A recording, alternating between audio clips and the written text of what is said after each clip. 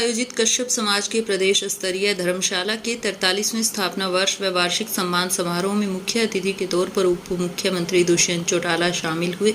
उन्होंने कहा, समाज में कश्यप समाज का अहम योगदान है। उप मुख्यमंत्री ने कहा, जेजेपी पूरे प्रदेश में अपने संगठन को मजबूत कर मिशन 2024 की तैयारी में लगी है। इस दौरान उप मुख्यमंत्री ने प्रतिभावान बच्चों को सम्मानित भी किया और कहा कि समाज की मुख्य धारा में कश्यप समाज का अहम योगदान है। कार्यक्रम में प्रदेश भर से कश्यप समाज के गणमान्य लोग शामिल हुए। मीडिया से बातचीत में उप मुख्यमंत्री ने बताया कि रामकरण काला का इस्तीफा सूरजमुखी के मुद्दे पर आया था, लेकिन सूरजमुखी की कीमत सही मिलने के बाद रामकरण काला का इस्तीफा नामंजूर कर दिया गया। बहुत ज्यादा जरूरी है, उसकी जगह पे नई बिल्डिंग का बनना जरूरी है। नंबर 2, पिंजौर में एक बहुत बड़ा जघन्य अपराध हुआ था।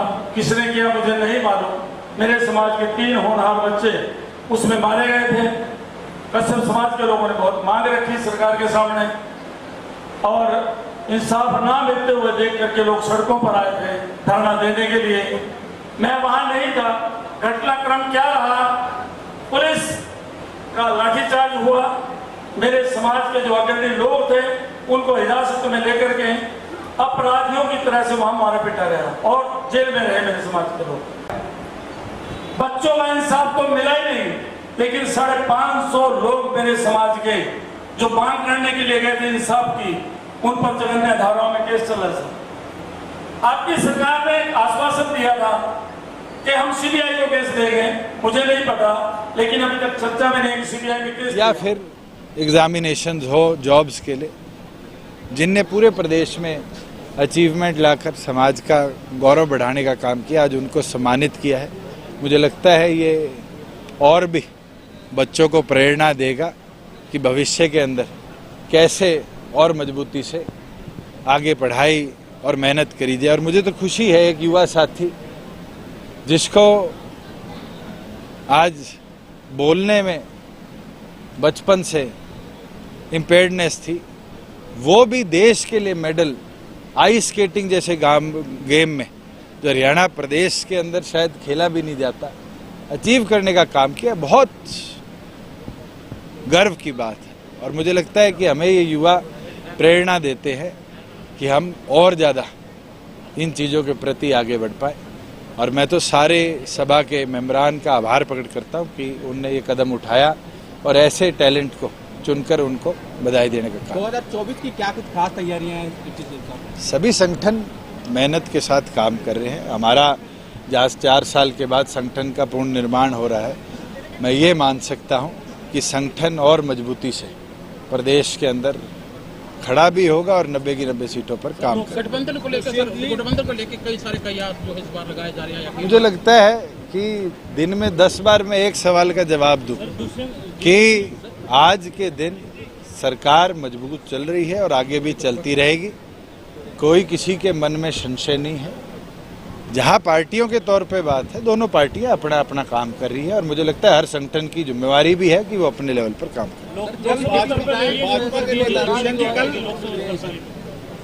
भाजपा के नेता ज्यादातर उनका सुर ताल यही है कि जेजेपी के साथ लोकसभा में गठबंधन नहीं करेंगे। चलिए, अब ये फैसला जिनने करना है उनने करना है।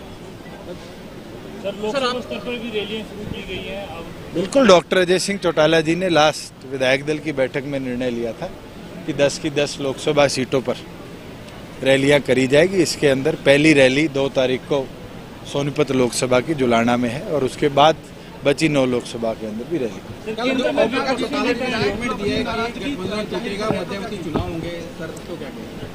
आपको कैमरा पकड़े मेरे सामने 3.5 साल हो गए, कभी इसके सिवाय कोई बयान आपने किसी का सुना है कि गठबंधन टूटेगा, गठबंधन टूटेगा? जब 3.5 महीने गठबंधन को हुए थे, जब लोग इसको तुड़वाने लगे थे। और ये मैं बोल सकता हूँ कि आज तक कोई मतभेद मनभेद गवर्नमेंट की वर्किंग में नहीं हुआ। जिस दिन होगा उस दिन तो शायद आपको भी पूछने की जरूरत नहीं होगी।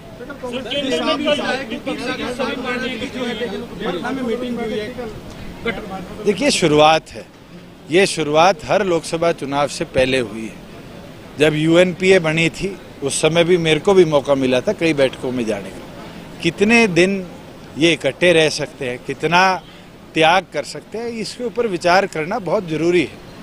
आज तक के इतिहास में अगर इतना यूनाइटेड ऑपोजिशन कभी हुआ तो केवल मात्र चौधरी देवीलाल के नेतृत्व में हुआ, जब विश्वनाथ प्रताप सिंह जी को देश का प्रधानमंत्री बनाया। आज तक उसके बाद इतना बड़ा ऑपोजिशन एकत्रित नहीं हुआ, और मैं ये मानता हूँ कि अभी तो शुरुआत है। इसको आज हम आंके और कहे कि बहुत बड़ा बदलाव होगा, बहुत अर्ली है। क्या विपक्ष को सपने में दुष्यंत नजर आता है, बार बार गठबंधन तोड़ने की बात करता है? मेरे को लगता है आपको भी मैं ही आता हूँ। दुष्यंत जी, रामकरण काला जी ने जो चेयरमैन पद से रिजाइन, डॉक्टर अजय सिंह चौटाला जी से हमने चर्चा भी करी थी, और क्योंकि जो इनकी बात थी 6,000 रुपये से ऊपर सूरजमुखी खरीदी जाए, आज सरकार ने उसको पूरा किया। 5,000 पे हैफेड, 5,050 पे हैफेड ने लास्ट खरीदा है। 1,000 रुपये भावांतर भरपाई योजना के तहत 6,050 रुपये आज के दिन सूरजमुखी का रेट हरियाणा सरकार प्रोक्योर कर दे रही है। और उसके अंदर मुझे लगता है कि डॉक्टर अजय सिंह चौटाला जी के आदेश अनुसार हमने वो इस्तीफा उसी दिन इनको वापस सौंप दिया था। इनने अपने क्षेत्र की मांग रखी थी, और मुझे लगता है एज एन कॉन्स्टिट्यूएंट या एज एन एमएलए इनकी नैतिक जिम्मेवारी भी थी कि ये अपने क्षेत्र में, जिसमें सबसे ज़्यादा 28,000 मैट्रिक टन सूरजमुखी होती है, उसके किसानों की लड़ाई, ये तो पिछले साल भी लेके आए थे मेरे पास जब इनके परचेज बंद हो गई थी, फिर हमने स्पेशल 7 दिन की परचेज करी थी। तो मुझे लगता है ये एक बहादुरता के साथ साथ अपने कॉन्स्टिट्यूएंस की लड़ाई का तरीका भी है। तो आप मान लें कि उसको तो पार्टी ने नोटिस दे रखे, पार्टी विरोधी गतिविधि का। निशांत सिंह जी ने कई बार उस पर बात कर ली। तो जिस तरह से उनका आरोप भी है कि उनके जो पोस्टर अभी फाड़े गए हैं, तो चलो ये छोटी चीज तेरे लेवल पे, उनके लेवल